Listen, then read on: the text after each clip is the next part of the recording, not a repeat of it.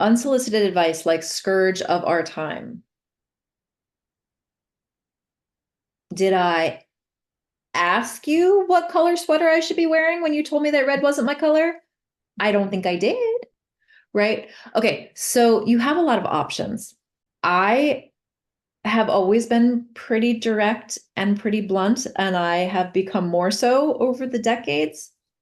So like let's use the wedding ring one, right? So let's say like somebody comes up to you and says like, you really should take that wedding ring off.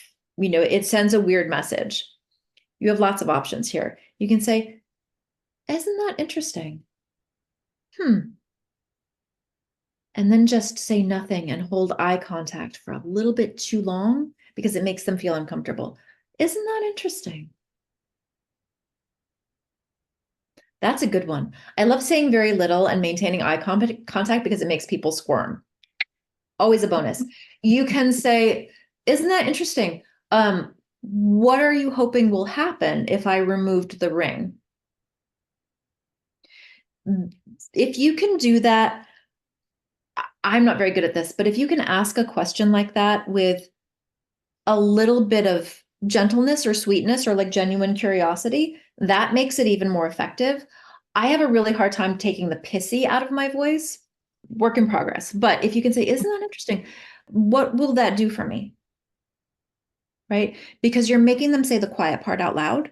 If you say, isn't that interesting? What do you think will happen if I do what you just suggested that I do with this ring?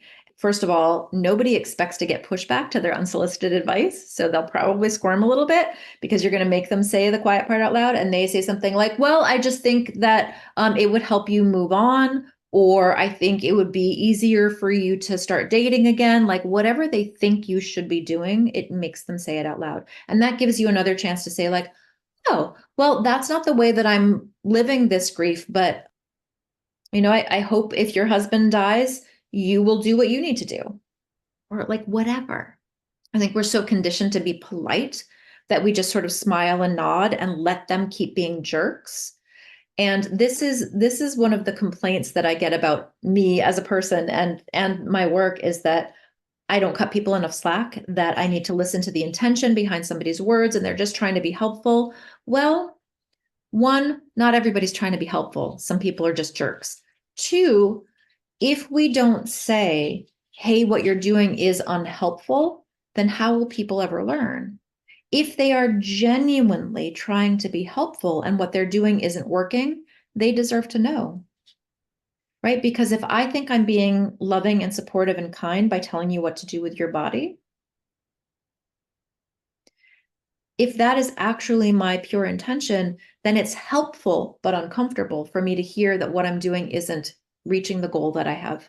If my goal is to deliver love and support and understanding to you, and my actions are not delivering that, then I want to know that, even if it makes me uncomfortable. Most people are more interested in being seen as helpful than being truly helpful.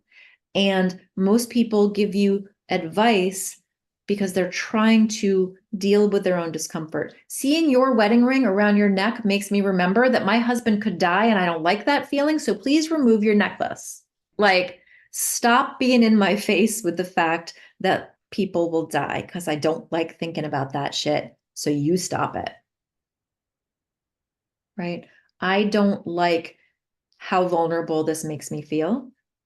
So please stop demonstrating evidence that I am in fact vulnerable. Yeah. So you can even say things like, it sounds like it's really hard for you to see evidence that my husband died. Is that true? Don't think you have to have 19,000 responses, right? Like there are maybe three categories. One is, isn't that interesting? With the eye contact, right? Also having the option to smile, nod, say, have a great day and leave the room, always an option. You don't have to push back at people if you don't want to. But speaking to the discomfort level, I think I'm so snotty. Speaking to the discomfort level that the person is showing makes them extra uncomfortable and makes them less likely to judge you again, at least out loud, right? So it sounds like seeing my dead husband's wedding ring on my neck is really uncomfortable for you. Is that true? I love saying that in a neutral voice and adding, is that true at the end? Because honestly, adding, is that true, is an invitation to a real conversation, they probably won't take that invitation, but it is there. Wouldn't it be rad if somebody makes a judgmental comment like that with unsolicited advice and you say, it sounds like this symbol makes you really uncomfortable. Is that true? And they go, you know what? Yeah, it does. And I just told you what to do with your own body because of my own discomfort, and I'm sorry. Wow. I feel like sometimes you can do that with widowed folks.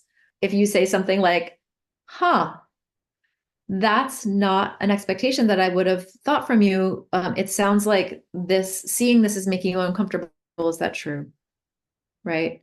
And it gives them a chance to go, ah, shit, you're right. Right. So people who know sometimes know, but it doesn't mean we don't stick our foot in our mouth. I stick my foot in my mouth all the time. Right. But I do like that. It sounds like this is happening. Is that true? It can be a really useful phrase to have in your pocket. Yeah. And that sort of extra irritation. Yeah, because you've also got the confluence of you just came through the first calendar date, which is about the expiration date for people paying attention and thinking, you should be over this. And again, not necessarily their fault, because all of our messaging is once you're through the year of first, your friend should be fine. You just came through something really intense. And look, I still need to live this. He didn't come back after all the hard work I did, coupled with the sort of timing out of people's tolerance, understanding, all of that stuff. So it's a really prickly time. It's really prickly.